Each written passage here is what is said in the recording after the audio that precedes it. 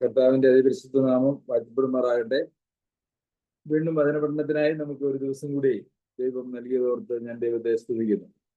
തെസ്സലോനിക്കർക്ക് എഴുതിയ 1-ാം ലേഖനം 2-ാം അധ്യായമാണ് നാം പഠിച്ചുകൊണ്ടിരിക്കുന്നത്. 2-ാം അധ്യായത്തിന്റെ 5 വരെയുള്ള വാക്യങ്ങൾ നാം കഴിഞ്ഞ ദിവസം ചിന്തിക്കുകയുണ്ടായി. ഇന്ന് 6 മുതലുള്ളതായിട്ടുള്ള വാക്യങ്ങൾ നമുക്ക് ധ്യാനിക്കുവാനായിട്ട് എടുക്കാം. ക്രിസ്തുവിന്റെ അപ്പസ്തോലന്മാർ എന്ന അവസ്ഥയ്ക്ക് ഘനത്തോടെ ഇരിപ്പാൻ കഴിവുണ്ടായിട്ടും ഞങ്ങൾ മനുഷ്യരോട്, നിങ്ങളോടാകട്ടെ മറ്റുള്ളവരോടാകട്ടെ മാനം അന്വേഷിച്ചില്ല. ഇവിടെ പൗലോസ് അപ്പസ്തോലൻ പറയുന്നത് ക്രിസ്തുവിന്റെ അപ്പസ്തോലന്മാർ എന്ന അവസ്ഥയ്ക്ക് ഘനത്തോടെ ഇരിക്കുവാൻ കഴിവുണ്ടായിരുന്നു, എന്നാൽ ഞങ്ങൾ മനുഷ്യരോട്, നിങ്ങളോടാകട്ടെ മറ്റുള്ളവരോടാകട്ടെ ഞങ്ങൾ മാനം അന്വേഷിച്ചില്ല എന്നാണ്. അപ്പോൾ യഥാർത്ഥത്തിൽ അപ്പസ്തോലൻ എന്ന് പറയുന്നതായ സ്ഥാനം അത് പല നിലയിൽ അധികാരം ഉള്ളതായ ഒരു സ്ഥാനമാണ്. അവരുടെ അപ്പസ്തോലന്മാർ എന്നുള്ള നിലയിൽ അവര് ശുശ്രൂഷ ചെയ്യുന്ന സ്ഥലങ്ങളിൽ നിന്നും സാമ്പത്തികമായിട്ടുള്ള സഹായം സ്വീകരിക്കുവാനുള്ള അധികാരമുണ്ട്. അതുപോലെ തന്നെ ആ അപ്പസ്തോലന്മാർ എന്ന് പറയുന്നത് യഥാർത്ഥത്തിൽ ആ നാളുകളിൽ അതൊരു അധികാരത്തിൻ്റെതായിട്ടുള്ള ഒരു സ്ഥാനം കൂടിയായിരുന്നു. അധികാരം എന്ന് വെച്ചാൽ ആത്മീയമായിട്ടുള്ള അധികാരം, അല്ലാതെ ഇന്ന് ലോകത്തിൽ കാണുന്നത് പോലെയുള്ള ഒരു അധികാരമല്ല. എങ്കിലും അപ്പസ്തോലന്മാർ എന്നുള്ള അവസ്ഥയ്ക്ക് അവർക്ക് എങ്ങനെ അധികാരത്തോടും ഒക്കെ അതിൻ്റെ ഒരു അധികാരം ഉണ്ടായിട്ടും ആ അധികാരം ഉപയോഗിക്കാതെയാണ് അവര് എല്ലാവരുടെയും അടുക്കൽ, പ്രത്യേകിച്ച് അവരോട് മാത്രമല്ല, തെസ്സലോനിക്കയിലുള്ള വിശ്വാസികളോട് മാത്രമല്ല, മറ്റാരോടും ഇവര് മാനം അന്വേഷിച്ചില്ല. നിങ്ങൾ എന്നെ ബഹുമാനിക്കണം എന്നതായ ഒരു കാര്യം അവര് ആരുടെ അടുക്കൽ നിന്നും ഡിമാൻഡ് ചെയ്തില്ല എന്നുള്ളതാണ് നമുക്ക് ഈ വാക്യത്തിൽ കാണാനായിട്ട് കഴിയുന്നത്.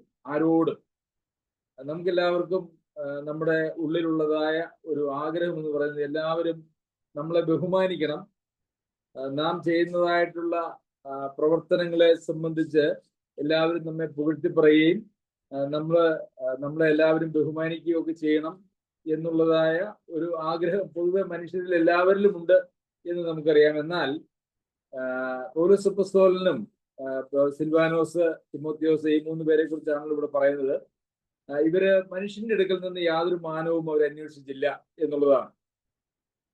മനുഷ്യരോട് മാനം അന്വേഷിച്ചു കഴിഞ്ഞാൽ, മനുഷ്യരുടെ മാനം വേണം എന്ന് ആഗ്രഹിച്ചാൽ പലപ്പോഴും മനുഷ്യരെ പ്രസാദിപ്പിക്കുന്നവരായിട്ട് അവർ ജീവിക്കേണ്ടതായിട്ട് വരും.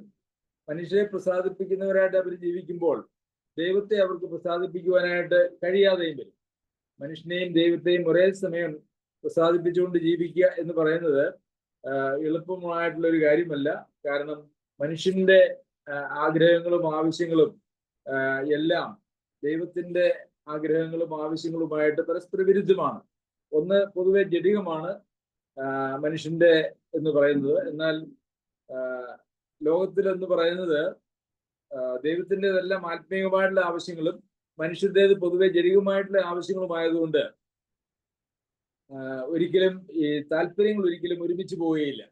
അപ്പോൾ മനുഷ്യരെ പ്രസാദിപ്പിക്കുവാനായിട്ട് ശ്രമിച്ചാൽ ഒരുപക്ഷെ മനുഷ്യരെ പ്രസാദിപ്പിക്കുവാനായിട്ട് കഴിയും, അപ്പോൾ ദൈവം പ്രസാദിക്കുകയില്ല. അപ്പോൾ മനുഷ്യരോട് മാനം അന്വേഷിച്ചില്ല എന്ന് പറയുമ്പോൾ ദൈവത്തിൽ നിന്ന് ലഭിക്കുന്നതായിട്ടുള്ള മാനം മാത്രമേ ആത്മീയ ശുശ്രൂഷ രംഗത്ത് നമുക്ക് ആഗ്രഹിക്കാനായിട്ട് കഴിയുകയുള്ളൂ. മനുഷ്യന്റെ അടുക്കൽ നിന്നുള്ള ഒരു മാനവും അന്വേഷിക്കുവാനായിട്ടോ അത് ലഭിക്കുവാനായിട്ടോ സാധ്യതയുമില്ല, അതിന് പാടുള്ളതുമല്ല.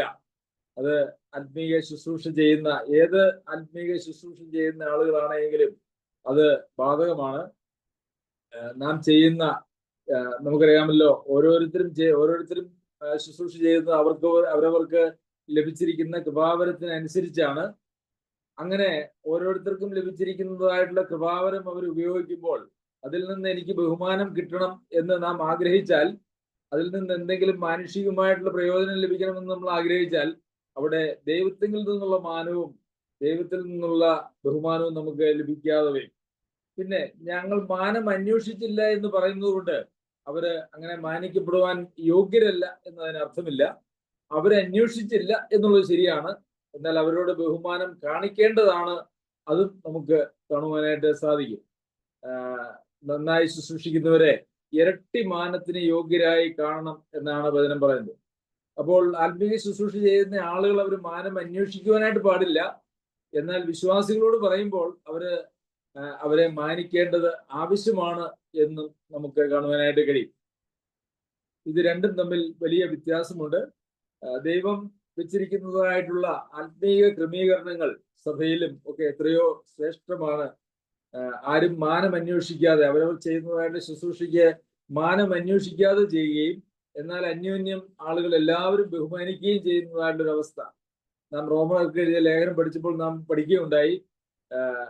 നിങ്ങൾ ബഹുമാനിക്കുന്നതിൽ അന്യോന്യം മുന്നിട്ട് കൊള്ളുവിൻ, അന്യോന്യം ബഹുമാനിക്കുന്നതിൽ മുന്നിട്ട് കൊള്ളുവിൻ എന്നാണ് നാം അവിടെ വായിച്ചത്. അപ്പോൾ മാനം അന്വേഷിക്കാതെ ഇരിക്കുമ്പോൾ തന്നെ നാം ആരും നമുക്ക് വേണ്ടി നാം ചെയ്യുന്നതായിട്ട് ശുശ്രൂഷയിൽ ഏത് നിലയിലാണെങ്കിലും അതിലൊരു മാനമോ ബഹുമാനമോ അന്വേഷിക്കാതെ ഇരിക്കുമ്പോൾ തന്നെ നാം എല്ലാവരും അന്യോന്യം ഓരോരുത്തരെയും കൃപാവരങ്ങൾക്കനുസരിച്ച് ചെയ്യുന്നതായിട്ടുള്ള ആത്മീയ ശുശ്രൂഷകളെ സംബന്ധിച്ച് അവരെ ബഹുമാനിക്കുന്നവരും ആയി ഇരിക്കേണ്ടത് ആവശ്യമാണ്. 7-ാമത്തെ വാക്യത്തിൽ, ഒരു അമ്മ തന്റെ കുഞ്ഞുങ്ങളെ പോറ്റും പോലെ ഞങ്ങൾ നിങ്ങളുടെ ഇടയിൽ ആർദ്രതയുള്ളവരായിരുന്നു.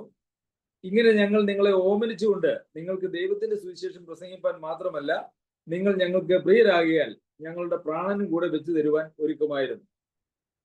ഈ രണ്ട് വാക്യങ്ങൾ വളരെ പ്രാധാന്യം, ഇതിൻ്റെ ഒരു പശ്ചാത്തലവും കൂടി ഉണ്ട് എന്ന് നമ്മൾ ഓർക്കണം. പൗലോസ് അപ്പോസ്തലൻ തന്റെ കൂട്ടാളികളും എല്ലാം ഈ തെസ്സലോനിക്കയിലുള്ള ആ ഒരു തെസ്സലോനിക്ക എന്ന് പറഞ്ഞ പ്രദേശത്ത് ചുരുക്കം ചില മാസങ്ങൾ, ആഴ്ചകളോ ചുരുക്കം ചില മാസങ്ങളോ ഉണ്ടായിരുന്നുള്ളൂ എന്നുള്ളത് നാം ചിന്തിക്കുകയുണ്ടായല്ലോ. ചുരുക്കം ചില ആഴ്ചകളോ അല്ലെ മാസങ്ങളോ മാത്രമേ ഉണ്ടായിരുന്നുള്ളൂ. അപ്പോൾ ആത്മീയമായി അവിടെയുള്ള വിശ്വാസികൾ വളരെ ശൈശവാവസ്ഥയിലായിരുന്നു എന്ന് നമുക്ക് കാണാം. അതിനു പുറമെ അവർക്ക് കഠിനമായ പീഡനങ്ങൾ അവരുടെ ചുറ്റുപാടും നിന്ന് ഉണ്ടായിരുന്നു. മറ്റ് മതസ്ഥരായിട്ടുള്ള ആളുകളിൽ നിന്നും അവർക്കുണ്ടായിരുന്നു എന്നുള്ളത് നാം അതിനെക്കുറിച്ച് കഴിഞ്ഞ വാക്യങ്ങളിൽ, കഴിഞ്ഞ അധ്യായത്തിൽ നാം പഠിക്കുകയുണ്ടായി. അപ്പോൾ വളരെ ശൈശവാവസ്ഥയിലുള്ള ഒരു സഭ, വലിയ കഷ്ടതയിലൂടെയും പീഡനത്തിലെയും കൂടെ കടന്നു പോകുന്നതായിട്ടുള്ള ഒരു സഭ, ആ ഒരു പശ്ചാത്തലമാണ് ഇവിടെ നമുക്ക് കാണാനായിട്ട് കഴിയുന്നത്. ഇവിടെ അവരുടെ കൂടെ ഉണ്ടായിരുന്നപ്പോൾ, ഈ ചില മാസങ്ങൾ ഉണ്ടായിരുന്നപ്പോൾ ഉള്ള ഒരു കാര്യമാണ് ഇവിടെ പൗലോസ് പുസ്തകം എഴുതിയിരിക്കുന്നത്. അപ്പോൾ അവര് എങ്ങനെയായിരുന്നു ആ വിശ്വാസികളുടെ ഇടയിൽ എന്നാണ് ഇവിടെ നമുക്ക് കാണുവാനായിട്ട് കഴിയുന്നത്. ഒരു അമ്മ തന്റെ കുഞ്ഞുങ്ങളെ പോറ്റും പോലെ ഞങ്ങൾ നിങ്ങളുടെ ഇടയിൽ ആർദ്രതയുള്ളവരായിരുന്നു. ഒരമ്മ എങ്ങനെയാണ് ഒരു ശിശുവിനെ കൈകാര്യം ചെയ്യുന്നത് എന്നുള്ള നിലയിൽ ആണ് ആ ഒരു കാലഘട്ടത്തിൽ പൗലോസ് അപ്പോസ്തലനും കൂട്ടാളികളും അല്ലെങ്കിൽ സഹപ്രവർത്തകരും തെസ്സലോനിക്കയിലെ സഭയിലെ വിശ്വാസികളോട് ഇടപെട്ടത് എന്നാണ് നമുക്ക് ഇവിടെ കാണുവാനായിട്ട് കഴിയുന്നത്. അവിടെ ഉപയോഗിച്ചിരിക്കുന്ന ചില വാക്കുകൾ വളരെ ഞങ്ങൾ നിങ്ങളെ ഓമനിച്ചുകൊണ്ട് നിങ്ങൾ ഞങ്ങൾക്ക് പ്രിയരാകയാൽ ഞങ്ങളുടെ പ്രാണനും കൂടെ വെച്ചു തരുവാൻ ഒരുക്കമായിരുന്നു എന്നാണ് നമ്മൾ വായിക്കുന്നത്. അപ്പോൾ വളരെ ഊഷ്മളമായ വൈകാരികമായ ഒരു വ്യക്തിബന്ധമായിരുന്നു അവിടെ വിശ്വാസികളും ഈ പ്രവർത്തകരുമായിട്ടുണ്ടായിരുന്നത്. പ്രത്യേകിച്ച് അവരുടെ ശൈശവാവസ്ഥയിലായിരുന്നു ആ വിശ്വാസികൾ എന്നുള്ളത് കൊണ്ടും അതുപോലെ തന്നെ ഒരു ശുശ്രൂഷ ചെയ്യുന്ന ആളുകളുടെ മനോഭാവവും നമുക്കിവിടെ കാണുവാനായിട്ട് സാധിക്കും. എന്നാൽ ആത്മീയമായിട്ടുള്ള പക്വത പ്രാപിച്ച് ആത്മീയ ശൈശവത്തിൽ നിന്നും അവര് ബാല്യത്തിലേക്കും യൗവനത്തിലേക്കും ഒക്കെ കടക്കുമ്പോൾ ഇതേ നിലയിലുള്ള ഒരു ബന്ധമായിരുന്നിരിക്കില്ല എന്നുള്ളത് നമുക്ക് കാണുവാനായിട്ട് കഴിയുമല്ലോ. പലപ്പോഴും ഇങ്ങനെ ഒരു അമ്മ കുഞ്ഞിനെ പോറ്റുന്നത് പോലെ ആർദ്രതയോടുകൂടി നമ്മളെ ഓമനിച്ച് ആ ഓമനത്വത്തിന്റെ കീഴിൽ നമുക്ക് ജീവിക്കുന്നത് വളരെ സുഖകരമാണ്, അത് വളരെ ആനന്ദകരമാണ്. എന്നാൽ അങ്ങനെ ജീവിക്കുവാൻ അല്ല, ഒരു കുഞ്ഞിനെ പോലെ, ഒരു അമ്മയുടെ സംരക്ഷണയുടെ കീഴിൽ ഒരു കുഞ്ഞിനെ പോലെ ജീവിക്കുക എന്നുള്ളതല്ല ഒരു സഭയിലും വിശ്വാസികളെ സംബന്ധിച്ച് ദൈവം ആഗ്രഹിക്കുന്നത്. മറിച്ച് അവരുടെ ആരംഭ കാലഘട്ടത്തിൽ അങ്ങനെയൊക്കെ ആണെങ്കിൽ കൂടിയും പിന്നീട് അവർ ആത്മീയമായിട്ടുള്ള പക്വത പ്രാപിച്ച് അവര് മറ്റുള്ളവരെ, വീണ്ടും സഭയിലേക്ക് വരുന്നതായിട്ടുള്ള ആളുകളെ, അതുപോലെ തന്നെ പുതിയ തലമുറയെ ഇതേ നിലയിൽ അവരെ പഠിപ്പിക്കുവാനും പോറ്റുവാനും പുലർത്തുവാനും ഉത്സാഹിപ്പിക്കുവാനും ഒക്കെ ഉള്ള ഉത്തരവാദിത്വം അവര് ഏറ്റെടുക്കേണ്ടത് ആവശ്യമാണ്. അപ്പോൾ ഇവിടെ ആർദ്രതയുള്ളവരായിരുന്നു. ഒരു അമ്മ തന്റെ കുഞ്ഞുങ്ങളെ പോറ്റും പോലെ ആർദ്രതയുള്ളവരായിരുന്നു. നിങ്ങൾ പ്രിയരായിരുന്നു, നിങ്ങളെ ഞങ്ങൾ ഓമനിച്ചു.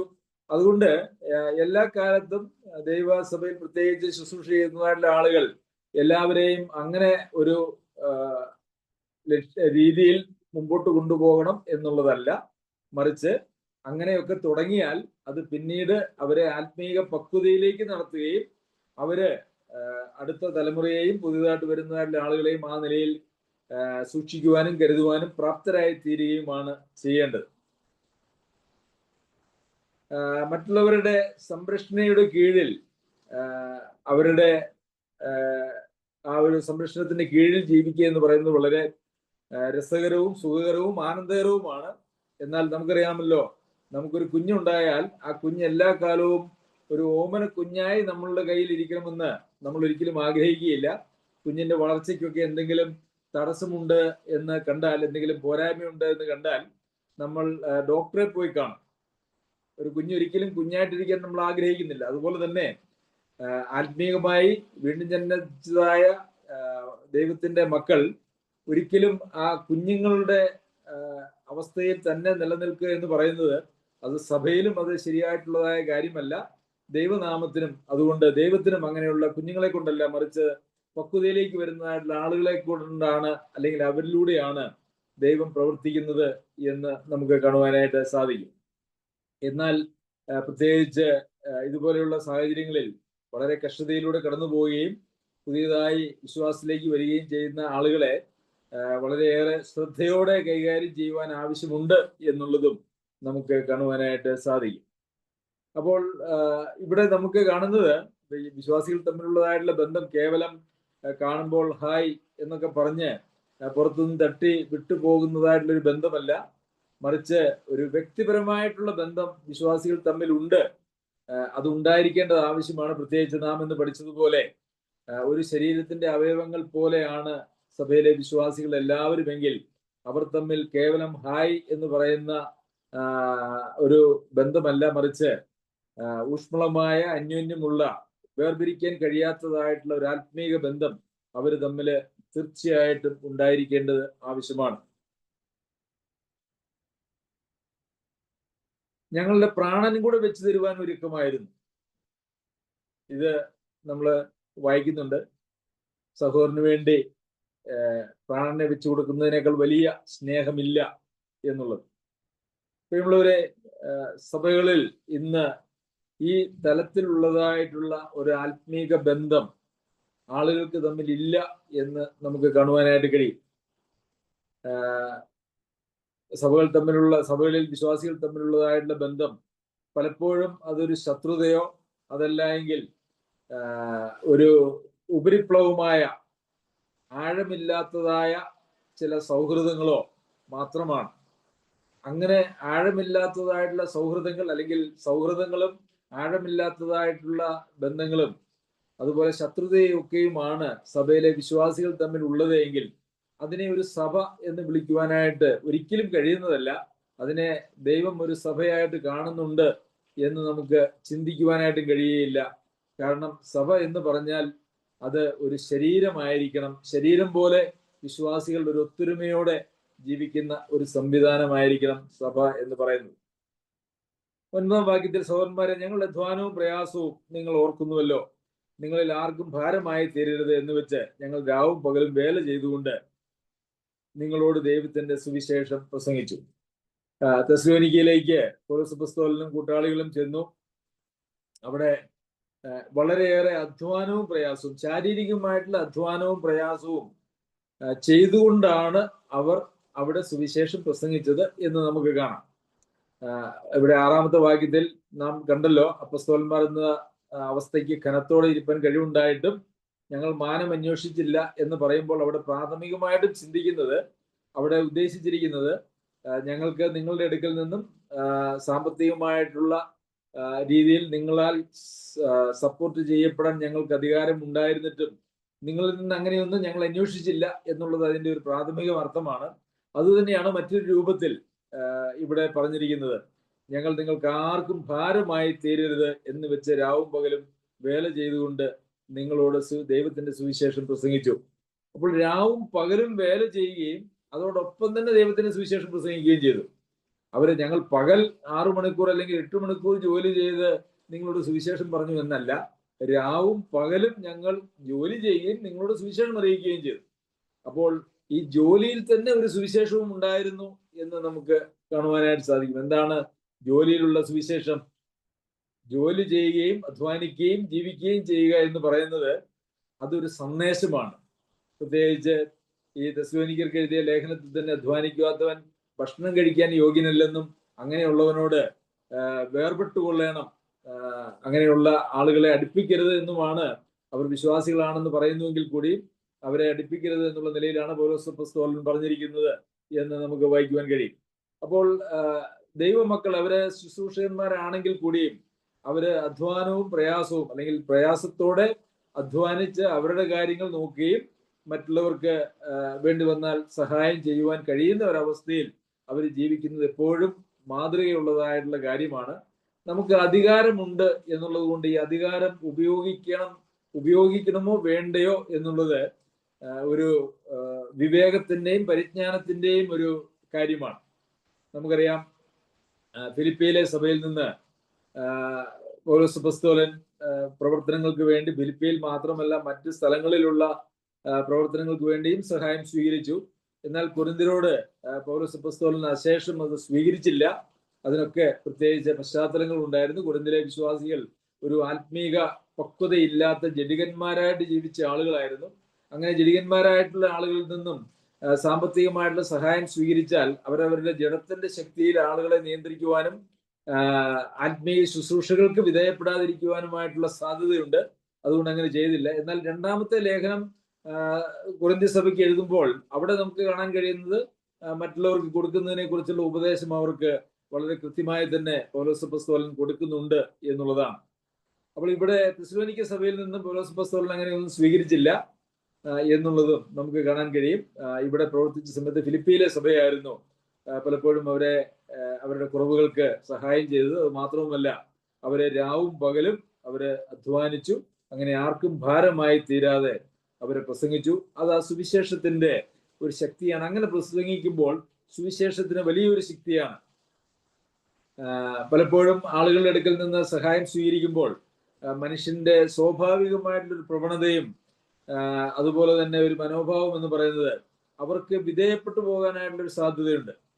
സാമ്പത്തികമായിട്ട് സഹായിക്കുന്ന ആളുകളോടുള്ള ഒരു വിധേയത്വം ഉണ്ടാകാനായിട്ടുള്ള സാധ്യതയുണ്ട്. പക്ഷെ അങ്ങനെ ഉണ്ടായാൽ അത് ആത്മീയ ശുശ്രൂഷയ്ക്ക് വലിയൊരു തടസ്സമാണ്.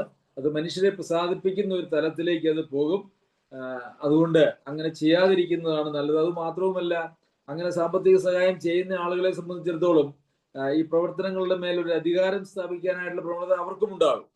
എന്നാൽ ആത്മീയരാണെങ്കിൽ, ആത്മാവിനാൽ നടത്തപ്പെടുന്നതായിട്ടുള്ള ആളുകളാണെങ്കിൽ അവരിൽ അങ്ങനെയുള്ള പ്രശ്നങ്ങളൊന്നും ഉണ്ടാകുകയില്ല എന്നുള്ളതും നമുക്ക് മനസ്സിലാക്കുവാനായിട്ട് കഴിയും. പ്രിയമുള്ളവരെ, ദൈവവചനത്തിൽ നമുക്ക് ലഭിച്ചിരിക്കുന്നതായിട്ടുള്ള നേരിട്ടും പരോക്ഷമായും നമുക്ക് ലഭിച്ചിരിക്കുന്നതായിട്ടുള്ള നിർദ്ദേശങ്ങളൊക്കെ എത്രയോ ദൈവനാമത്തിന് മഹത്വമാണ്. എന്നാൽ ഇന്ന് സുവിശേഷ പ്രവർത്തനങ്ങളിൽ ഏർപ്പെടുന്നതായിട്ടുള്ള ആളുകൾ മറ്റ് യാതൊരു ജോലിയും ചെയ്യാൻ പാടില്ല എന്നുള്ളതായ ഒരു നിലപാടാണ് പ്രത്യേകിച്ച് സഭകളൊക്കെയും എടുക്കുന്നത്. അത് വചനപ്രകാരമുള്ളതായ ഒരു നിലപാടല്ല. അതുകൊണ്ട് അവര് ജോലി ചെയ്യാതെ ജീവിക്കുന്നവർ എന്നുള്ളതായ ഒരു ചീത്തപ്പേര് സമൂഹത്തിൽ ഇന്ന് സുവിശേഷ പ്രവർത്തകർക്ക് നേരെ ഉണ്ട് എന്നുള്ളതും മറക്കാനായിട്ട് കഴിയുകയില്ല. പ്രത്യേകിച്ച് സാമ്പത്തികമായിട്ടുള്ള സഹായങ്ങൾ വിദേശത്തു നിന്ന് കൈപ്പറ്റി അമേരിക്കൻ പണം കൊണ്ട് ജീവിക്കുന്നവരാണ്, അവര് പണിയെടുക്കാതെ ജീവിക്കുന്നവരാണ്, അവർ മറ്റുള്ളവരെ ചൂഷണം ചെയ്ത് ജീവിക്കുന്നവരാണ് എന്നൊക്കെയുള്ള പേരാണ് ഇന്ന് പൊതുവിൽ ആത്മീയ പ്രവർത്തന രംഗത്തുള്ളവർക്ക് ഉള്ളത്. എന്നാൽ സ്വയമായിട്ട് അധ്വാനിക്കുവാൻ പൗലോസ് അപ്പോസ്തലനൊക്കെ രാവും പകലും അധ്വാനിച്ചുകൊണ്ട് രാവും പകലും സുവിശേഷവും അറിയിക്കുവാൻ കഴിഞ്ഞുവെങ്കിൽ അങ്ങനെയൊക്കെ ചെയ്യുന്നത് ഇത്തരം നിന്ദാ വാക്കുകൾ ഒഴിവാക്കുന്നതിന് വളരെ സഹായകരമാണ്. എന്നാൽ അതിനോടൊപ്പം തന്നെ പറയുവാനായിട്ട് ആഗ്രഹിക്കുന്നത്, അങ്ങനെ സഹായം സ്വീകരിക്കുന്നത് അതിൽ തന്നെ ദൈവത്തിന് വിരുദ്ധമായിട്ടുള്ള കാര്യമല്ല, അതിൽ തന്നെ അനാത്മീകത ഒട്ടുമില്ല. പക്ഷെ അത് സൂക്ഷിച്ച് ചെയ്തില്ലെങ്കിൽ സമൂഹത്തിൽ നിന്നും സഭയിൽ നിന്ന് തന്നെയും സ്വന്തം ശുശ്രൂഷയിലും അത് വളരെ വിഘാതങ്ങൾ ഉണ്ടാക്കാനായിട്ടുള്ള സാധ്യതയുണ്ട്. അതുകൊണ്ട് ഈ കാര്യത്തിൽ വളരെ വിവേകം അങ്ങനെയുള്ള ആളുകൾക്ക് ആവശ്യമാണ്. എന്നാൽ അങ്ങനെയുള്ളൊരു വിവേകമൊന്നും ഇല്ലാത്തതായ ഒരു കാലഘട്ടമാണ് നമുക്ക് ഇന്ന് ക്രിസ്തീയ ലോകത്ത്, പ്രത്യേകിച്ച് 21-ാം നൂറ്റാണ്ടിൽ. നമ്മൾ 20-ാം നൂറ്റാണ്ടിന്റെ അവസാനം 21-ാം നൂറ്റാണ്ടിലും അങ്ങനെ ഒരു അവസ്ഥയാണ് കാണുന്നത്. 10-ാം വാക്യത്തിൽ, വിശ്വസിക്കുന്ന നിങ്ങളുടെ ഇടയിൽ ഞങ്ങൾ എത്ര പവിത്രമായും നീതിയായും അനിന്ദ്യമായും നടന്നു എന്നുള്ളതിന് നിങ്ങളും ദൈവവും സാക്ഷി. ഇതേ ആശയത്തോടു കൂടി 1-ാം അധ്യായത്തിലും ഇതിനു മുമ്പുള്ള വാക്യങ്ങളിൽ, ഇതേ അധ്യായത്തിൽ ഇതിനു മുമ്പുള്ള വാക്യങ്ങളിലും ഒക്കെ നമുക്ക് കാണുവാനായിട്ട് കഴിയും. പൗലോസ് അപ്പോസ്തലന്റെയും കൂട്ടാളികളുടെയും അവരുടെ ഇടയിൽ ഉണ്ടായിരുന്ന ജീവിതം എന്ന് പറയുന്നത് അത് എത്ര പവിത്രം, നീതി, അനിന്ദ്യം, 3 വാക്കുകളാണ് അവിടെ ഉപയോഗിച്ചിരിക്കുന്നത്. പവിത്രമാണ്, അതിനകത്ത് യാതൊരു വക കേടും ഉണ്ടായിരുന്നില്ല, യാതൊരു അയോഗ്യതയും അതിലുണ്ടായിരുന്നില്ല. പവിത്രമാണ്, ശുദ്ധമാണ്. അതുപോലെ നീതിയാണ്, അന്യായമായിട്ടുള്ള ഒന്നും അവരുടെ പ്രവർത്തനങ്ങളിൽ ഉണ്ടായിരുന്നില്ല. അനിന്ദ്യമാണ്, ആരെങ്കിലും നിന്ദിക്കാൻ കഴിയുന്ന യാതൊന്നും അവരിൽ ഉണ്ടായിരുന്നില്ല. പ്രത്യേകിച്ച് ഇത് പറഞ്ഞിരിക്കുന്നത് അവര് സ്വന്തം കൈകളാൽ അധ്വാനിച്ച് ജീവിച്ചു എന്നുള്ളതിന്റെ പശ്ചാത്തലത്തിലാണ് എന്നുകൂടി നമ്മൾ ശ്രദ്ധിക്കണം. അപ്പോൾ മറ്റുള്ളവരുടെ മുമ്പാകെ ഈ നിലയിൽ, അതായത് പവിത്രമായും നീതിയായും അനിന്ദ്യമായും നടക്കേണ്ടത് സുവിശേഷ പ്രവർത്തനത്തിന് ഏറെ ആവശ്യമാണ് എന്ന് മാത്രവുമല്ല, അതിനെക്കുറിച്ച് നിങ്ങളും ദൈവവും സാക്ഷി. എത്ര ധൈര്യത്തോടു കൂടിയാണ് പൗലോസ് അപ്പോസ്തലൻ ഇവിടെ ഈ കാര്യങ്ങൾ പറയുന്നത്. നിങ്ങളും ദൈവവും സാക്ഷിയാണ്. അവർക്കങ്ങനെ ഒളിച്ചു വെക്കാനായിട്ട് ഒന്നും ഉണ്ടായിരുന്നില്ല. അവരുടെ ജീവിതം ഇന്നലെ നമ്മൾ ചിന്തിച്ചതുപോലെ ഒരു തുറന്ന പുസ്തകം പോലെയായിരുന്നു. അവർക്ക് വ്യക്തിപരമായിട്ടുള്ള യാതൊരു അജണ്ടകളും അവർക്കുണ്ടായിരുന്നില്ല. അവർക്കൊരൊറ്റ ഒരു കാര്യമേ ഉണ്ടായിരുന്നുള്ളൂ: സുവിശേഷം പ്രചരിപ്പിക്കപ്പെടുകയും സഭകൾ രൂപപ്പെടുകയും സഭകൾ വളരുകയും അതിലെ ആളുകൾ ആത്മീയമായിട്ടുള്ള പക്വതയിലേക്ക് എത്തുകയും ചെയ്യുക. അത് മാത്രമായിരുന്നു അവരുടെ ലക്ഷ്യം എന്ന് പറയുന്നത്. അവരത് ഞങ്ങളുടെ ഉള്ളിൽ അതേ ലക്ഷ്യങ്ങളോടുകൂടി ജീവിച്ചവരാണ് എന്ന് മാത്രവുമല്ല, അവരെ തെറ്റിദ്ധരിക്കത്തക്ക നിലയിൽ പോലും അവരുടെ ഒരു പ്രവർത്തനങ്ങളും ഉണ്ടായിരുന്നില്ല എന്നുള്ളതും ഏറെ ശ്രദ്ധേയമാണ്. അവരെ തെറ്റിദ്ധരിക്കാനായിട്ട് പോലും ആ സഭയിലുള്ളവർക്കോ അല്ലെങ്കിൽ അവരുടെ സമൂഹത്തിലുള്ളവർക്കോ ഇട കൊടുക്കുകയില്ലായിരുന്നു. കാരണം അതുകൊണ്ടാണ് പറയുന്നത് നിങ്ങളും ദൈവവും അതിന് സാക്ഷിയാണെന്ന്. പലപ്പോഴും നമ്മൾ പറയും എന്നിൽ ഒരു ദുരുദ്ദേശം ഉണ്ടായിരുന്നില്ല എന്നുള്ളത് ദൈവം അറിയുന്നു എന്ന് നമ്മളൊക്കെ പറയാറുണ്ട്. പക്ഷെ മനുഷ്യരത് അറിയുന്നില്ല എന്നുള്ളത് കൊണ്ടാണ് ദൈവം അറിയുന്നു എന്ന് നമ്മൾ പറയുന്നത്. പ്രിയമുള്ളവരെ, ദൈവം മാത്രം അറിഞ്ഞിട്ട് കാര്യമില്ല. ദൈവം മുമ്പാകെ മാത്രമല്ല നാം ജീവിക്കുന്നത്, നാം മനുഷ്യരുടെയും മുമ്പാകെ ജീവിക്കുന്നവരാണ്. അതുകൊണ്ട് മനുഷ്യരുടെ മുമ്പാകെയും ദൈവത്തിന്റെ മുമ്പാകെയും പവിത്രമായും നീതിയായും അനിന്ദ്യമായും നടക്കണം എന്നുള്ളത് നമ്മളുടെ ഓരോരുത്തരുടെയും ഉത്തരവാദിത്വമാണ്. 11-ാം വാക്യം, തന്റെ രാജ്യത്തിനും മഹത്വത്തിനും നിങ്ങളെ വിളിച്ചിരിക്കുന്ന ദൈവത്തിന് യോഗ്യമായി നടപ്പാൻ തക്കവണ്ണം ഞങ്ങൾ നിങ്ങളിൽ ഓരോരുത്തരെ അപ്പൻ മക്കളെ എന്ന പോലെ പ്രബോധിപ്പിച്ചും ഉത്സാഹിപ്പിച്ചും സാക്ഷ്യം പറഞ്ഞും പോന്നു എന്ന് നിങ്ങൾക്ക് അറിയാമല്ലോ. അപ്പോൾ ഇതിനു മുമ്പ് 7-ാമത്തെ വാക്യത്തിൽ ഒരു അമ്മയുടെ പങ്ക് എന്താണ് എന്നുള്ളത് നാം വായിച്ചു. നമുക്കറിയാം, ഒരു ഭവനത്തിൽ അപ്പനും അമ്മയും മക്കളോട് ഒരേ നിലയിലല്ല ഇടപെടുന്നത്. ഒരു വ്യത്യസ്തമായിട്ടുള്ള നിലയിലാണ്. അമ്മമാർ പൊതുവെ അങ്ങനെ ഓമനിക്കുകയും വളരെ ആർദ്രതയോടുകൂടി ഇടപെടുകയും ഒക്കെ ചെയ്യുന്നതായിട്ടുള്ള ആളുകളാണ്. ദൈവം അങ്ങനെ ഒരു ക്രമീകരണമാണ് അമ്മമാരുടെ ഹൃദയത്തിൽ വെച്ചിരിക്കുന്നത്. എന്നാൽ അപ്പന്മാരുടെ ഹൃദയത്തിൽ വെച്ചിരിക്കുന്നത് വ്യത്യസ്തമായിട്ടുള്ള ഒരു ക്രമീകരണമാണ്. അതിനെക്കുറിച്ചാണ് ഇവിടെ 11-12 വാക്യങ്ങൾ നമുക്ക് കാണുവാനായിട്ട് കഴിയുന്നത്. ഓരോരുത്തരെ അപ്പൻ മക്കളെ എന്ന പോലെ പ്രബോധിപ്പിച്ചും ഉത്സാഹിപ്പിച്ചും സാക്ഷ്യം പറഞ്ഞും പോകുന്നത് നിങ്ങൾ അറിയാമല്ലോ. അപ്പോൾ അമ്മ തന്നെ ഒരു കുഞ്ഞിനെ വളർത്തിയാൽ ആ വളർത്തുന്നതിൽ ഒക്കെ അപാകതകൾ ഉണ്ടാവാനായിട്ടുള്ള സാധ്യതയുണ്ട്. കാരണം ഈ അമ്മയുടെ ഡിസൈൻ തന്നെ കൂടുതൽ ആർദ്രതയും മനസ്സലിവും ഉള്ളതായിട്ടുള്ള ഒരു ഡിസൈനാണ്. അമ്മ അങ്ങനെയാണ് കൂടുതലും കാണിക്കുവാനായിട്ട് ശ്രദ്ധിക്കുന്നത്. എന്നാൽ അപ്പന്മാരുടെ കാര്യം പറഞ്ഞാൽ അവര് കുറച്ച് ശാസിക്കുകയും ശിക്ഷിക്കുകയും കുറച്ച് ഗൗരവത്തോടെ ഒക്കെ ഇടപെടുകയും ചെയ്യുന്നു എന്നുള്ളത് നമുക്ക് കാണുവാനായിട്ട് കഴിയും. അപ്പോൾ ഇവിടെ നമ്മൾ കാണുന്നത് ഞങ്ങൾ നിങ്ങളിൽ ഓരോരുത്തരെ അപ്പൻ മക്കളെ എന്ന പോലെ. അപ്പോൾ സഭയിൽ ഒരു പ്രസംഗം നടത്തുക എന്നുള്ളത് മാത്രമായിരുന്നില്ല, പൊതുവായിട്ട് ചില കാര്യങ്ങൾ ഉപദേശമായി കൊടുക്കുക എന്നുള്ളത് മാത്രമായിരുന്നില്ല, ഓരോരുത്തരെ അപ്പൻ മക്കളെ എന്നതുപോലെ പ്രബോധിപ്പിച്ചും ഉത്സാഹിപ്പിച്ചും സാക്ഷ്യം പറഞ്ഞും പോന്നു എന്ന് നിങ്ങൾ അറിയുന്നുവല്ലോ. അപ്പോൾ ആത്മീയ ശുശ്രൂഷ എന്ന് പറയുന്നത് കേവലം ഞായറാഴ്ചയോ അല്ലെങ്കിൽ മറ്റു ദിവസങ്ങളിലോ പൊതുവായിട്ട് എടുക്കുന്ന ക്ലാസ്സുകളിൽ നിലനിൽക്കേണ്ട അല്ലെങ്കിൽ അതിൽ മാത്രം നിലനിൽക്കുന്നതായിട്ടുള്ള ഒരു കാര്യമല്ല. മറിച്ച് അത് ഓരോരുത്തരോടും പ്രത്യേകമായി ഇടപെടുന്നതായിട്ടുള്ള ഒരു കാര്യം കൂടിയാണ് എന്നുള്ളത് നമുക്കിവിടെ കാണുവാനായിട്ട് കഴിയും. അപ്പോസ്തല പ്രവൃത്തികളിൽ 20-ാം അധ്യായത്തിൽ ഞങ്ങൾ വീട് തോറും എന്ന് നമ്മൾ വായിക്കുന്നുണ്ട്, ഭവനങ്ങൾ തോറും ഇവിടെ ഓരോരുത്തരും എന്ന് നമ്മൾ വായിക്കുന്നുണ്ട്. അപ്പോൾ ആത്മീയ ശുശ്രൂഷ എന്ന് പറയുന്നത് കേവലം സഭായോഗങ്ങളിൽ ചെയ്യുന്നതായിട്ടുള്ള ശുശ്രൂഷ മാത്രമല്ല, അത് മറിച്ച് ഓരോരുത്തരോടും വ്യക്തിപരമായിട്ടുള്ള നിലയിൽ അവരവരുടെ പ്രത്യേകതകളും പ്രശ്നങ്ങളും അനുസരിച്ച് ഇടപെടുന്നതും അതിന്റെ ഭാഗം തന്നെയാണ്. അത് ചെയ്യുക എന്ന് പറയുന്ന ഉത്തരവാദിത്വമാണ്. എന്നാൽ ആ നിലയിലുള്ളതായ ഒരു ശുശ്രൂഷയ്ക്ക് പലപ്പോഴും ആളുകൾ തയ്യാറാവുന്നില്ല, ശുശ്രൂഷകന്മാർ തയ്യാറാവുന്നില്ല എന്നുള്ളത് അതിന്റെ ഒരു വശം. എന്നാൽ അങ്ങനെയൊന്നും വേണ്ട, ഞങ്ങള് ക്ലാസ്സുകൾ കേട്ടോളാം, ഞങ്ങൾക്ക് സ്വീകാര്യമായതൊക്കെ ഞങ്ങൾ എടുത്തോളാം, അല്ലാത്തതൊക്കെ ഞങ്ങൾ തള്ളിക്കളഞ്ഞോളാം, ഞങ്ങളുടെ വ്യക്തിപരമായിട്ടുള്ള ജീവിതത്തോടൊന്നും പ്രത്യേകമായിട്ട് ഇടപെടേണ്ടതായിട്ടുള്ള ആവശ്യമില്ല എന്നുള്ള നിലയിൽ വിശ്വാസികൾ അങ്ങനെയുള്ള ശുശ്രൂഷകന്മാരുടെ പ്രത്യേകമായിട്ടുള്ള ഉപദേശങ്ങൾക്ക് കാത്തു നിൽക്കാതെ, അതിന് അവസരം കൊടുക്കാതെ അതിനെ ഒഴിവാക്കി പോകുന്നതായിട്ടുള്ള വലിയ അപകടകരമായ ഒരു സഭാ സവിശേഷ അവസ്ഥയാണ് ഇന്ന് പ്രത്യേകിച്ച് ഈ നൂറ്റാണ്ടിൽ ഉണ്ടായിരിക്കുന്നത്. അത് സമൂഹത്തിൽ വന്നിരിക്കുന്നതായിട്ടുള്ള ഒരു വലിയ അധപതനത്തിന്റെ ഒരു രൂപമാണ് ഇന്ന് സഭയിലേക്ക് വന്നിരിക്കുന്നത്. നമുക്കറിയാം, കഴിഞ്ഞ തലമുറയിലൊക്കെ മക്കൾ മാതാപിതാക്കന്മാരെ വളരെ ഭയത്തോടും ബഹുമാനത്തോടും കൂടിയായിരുന്നു കണ്ടിരുന്നത്. ഭാര്യമാർ ഭർത്താക്കന്മാരെ അതുപോലെ തന്നെ ബഹുമാനത്തോടും ഭയത്തോടും കീഴടങ്ങിയും ഒക്കെ ജീവിച്ചിരുന്നവരാണ്. എന്നാൽ ഈ തലമുറയിലേക്ക് വരുമ്പോൾ അങ്ങനെയുള്ളതായ യാതൊരു വക കാര്യങ്ങളുമില്ല. മക്കൾ മാതാപിതാക്കന്മാരെ ഭരിക്കുകയും നിയന്ത്രിക്കുകയും ചെയ്യുന്നതായിട്ടുള്ള അവസ്ഥ.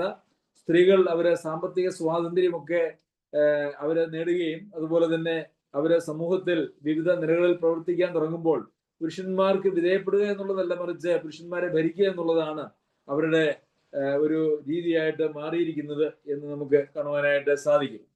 അത് തന്നെയാണ് ഇന്ന് സഭയിലേക്കും വരുന്നത്.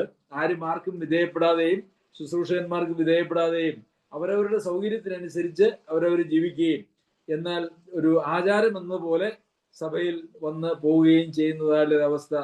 അങ്ങനെയുള്ള ആളുകളെ സംബന്ധിച്ചിടത്തോളം ദൈവത്തിന് യാതൊരു വക പ്രതീക്ഷയ്ക്കും വകയില്ല എന്നുള്ളതാണ് സത്യം. ആത്മീയ ശുശ്രൂഷ, ദൈവവചനം എന്ന് പറയുന്നത് പൊതുവിൽ എല്ലാവർക്കും ഒരു ഉപദേശമായിട്ട് നൽകുന്നു എന്നുള്ളതല്ലാതെ അത് ഓരോ വ്യക്തികളിലേക്കും അത് പകർന്നു കൊടുക്കേണ്ടത് വ്യത്യസ്തമായിട്ടുള്ള തലങ്ങളിലാണ് എന്നുള്ളത് ഒരു യാഥാർത്ഥ്യമാണ്. ചില വ്യക്തികളോട് പ്രത്യേകമായ ചില കാര്യങ്ങളൊക്കെ പറയാനുണ്ടാവും, പ്രത്യേകമായിട്ടുള്ള ചില ശാസ്ത്രങ്ങൾ കൊടുക്കേണ്ടതായിട്ടുണ്ടാവും, ഓരോരുത്തരുടെയും അവസ്ഥകൾ അറിഞ്ഞ് അവർക്ക് പ്രത്യേകമായിട്ടുള്ള നിലയിൽ വചനത്തെ പങ്കുവെക്കേണ്ടതായിട്ടുണ്ടാവും. ഇതൊക്കെ വ്യക്തിപരമായിട്ടുള്ള സംസാരങ്ങളിൽ മാത്രമാണ് സാധ്യമാകുന്നത്. അതിന് ഒരു ശുശ്രൂഷകന്മാർക്ക് ഏൽപ്പിച്ചു കൊടുത്തിരിക്കുന്ന ആളുകളെ മാത്രമേ അങ്ങനെ ചെയ്യുവാനായിട്ട് സാധിക്കുകയുള്ളൂ. എന്നാൽ അങ്ങനെയുള്ള ആളുകൾ ഇന്ന് സഭകളിൽ വളരെ കുറവാണ് എന്നുള്ളത് സങ്കടകരമായിട്ടുള്ള ഒരവസ്ഥ. അപ്പോൾ എന്തിനാണ് ഇങ്ങനെ ഓരോരുത്തരെ ഒരപ്പന്റെ പങ്കുകൂടി ഏറ്റെടുത്തുകൊണ്ട് ഒരപ്പന്റെ നിലവാരത്തിലേക്ക് കൂടി ഉയർന്നുകൊണ്ട് പൗലോസ് അപ്പോസ്തലൻ ഓരോരുത്തരെ ഉത്സാഹിപ്പിച്ചും പ്രബോധിപ്പിച്ചും സാക്ഷ്യം പറഞ്ഞും പോരുന്നത്? അത് 11-ാമത്തെ വാക്യത്തിൽ അതിന്റെ കാരണം പറഞ്ഞിട്ടുണ്ട്. തന്റെ രാജ്യത്തിനും മഹത്വത്തിനും നിങ്ങളെ വിളിക്കുന്ന ദൈവത്തിന് യോഗ്യമായി നടക്കാൻ തക്കവണ്ണം. അപ്പോൾ ഇങ്ങനെയൊക്കെ ചെയ്താലേ നമ്മെ വിളിച്ചിരിക്കുന്ന രാജ്യത്തിനും അതിൻ്റെ മഹത്വത്തിനും അനുസരിച്ചിട്ടുള്ള യോഗ്യമായ ഒരു നടപ്പ് സാധിക്കുകയുള്ളൂ. അതായത് നമുക്ക് നമ്മളുടേതായ ഒരു വഴിക്ക് നടക്കുവാൻ അനുവാദമില്ല. നാം ദൈവരാജ്യത്തിന്റെ പൗരന്മാരായി തീർന്നാൽ ആ രാജ്യത്തിന്റെ പൗരന്മാർക്ക് യോഗ്യമായിട്ടുള്ള ഒരു നടപ്പുണ്ട്, അത് നടക്കേണ്ടത് ആവശ്യമാണ്.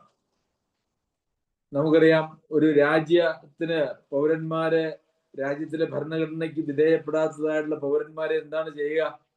അവരെ സ്വാതന്ത്ര്യമായി നടക്കുവാനായിട്ട് അനുവദിക്കുകയില്ല.